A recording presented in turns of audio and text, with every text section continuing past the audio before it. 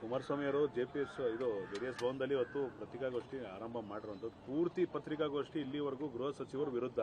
ನೀವು RDPR minister ಆಗಿರುವಾಗಿಂದ ಹಿಡಿದು ಇಲ್ಲಿವರೆಗೂ ಒಂದು ಜ್ಞಾನೇಂದ್ರ ಕುಮಾರ್ ವಿಚಾರ ಮಾತಾಡಿದ್ದಾರೆ, KPSC ವಿಚಾರ ಮಾತಾಡಿದ್ದಾರೆ, RSS ಅಕೌಂಟ್ ಬಗ್ಗೆ ಪ್ರತಿದಿನ ನೀವು ಕೇಳ್ತೀರಾ. ನೀವು ರಾಜೀನಾಮೆ ಕೊಟ್ಟರೆ ಎಲ್ಲ ಸರಿ ಹೋಗುತ್ತೆ, ನಿಮ್ಮ ನಾಲ್ಗೆ ಸರಿ ಇಟ್ಕೊಳ್ಳಿ ಅಂತ ಮೆನ್ಷನ್ ಮಾಡ್ತೀರಾ. ನನ್ನ ನಾಲ್ಗೆ ಬಗ್ಗೆ ಮಾತಾಡೋರು JDS ಅವ್ರು ಯಾರ್ರೀ?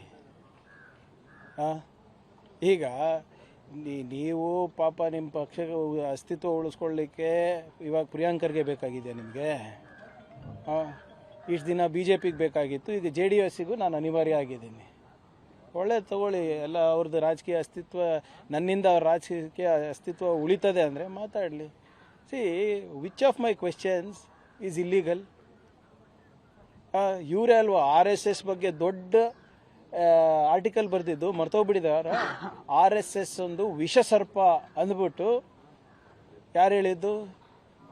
ಕುಮಾರಸ್ವಾಮಿ ಅವರು. ಪ್ರಜಾವಾಣಿನಲ್ಲಿ ದೊಡ್ಡ ಆರ್ಟಿಕಲ್ ಇತ್ತು. ನಾನು ಪರವಾಗಿಲ್ಲಪ್ಪ, ಇವರು ತಿಳ್ಕೊಂಡಿದ್ದಾರೆ, ಭಾಳ ದೊಡ್ಡ ಅಭಿಮಾನಿ ಆಗಿಬಿಟ್ಟಿದ್ದೆ. ಅಧಿಕಾರಗೋಸ್ಕರ ಸಿದ್ಧಾಂತ ತತ್ವವನ್ನು ಬಿಟ್ಟು ಹೋಗೋರ ಬಗ್ಗೆ ಏನು ಹೇಳೋದು ನಾನು?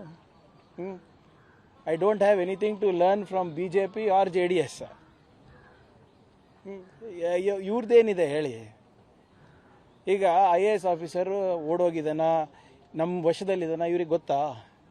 ಎಲ್ಲನೂ ಬಂದು ಇಲ್ಲಿ ಚರ್ಚೆ ಮಾಡೋಕ್ಕಾಗತ್ತಾ ನಾನು? ಅಥವಾ ಅವ್ರಿಗೆ ಹೋಗಿ ಹೇಳಬೇಕಾ ನಾನು?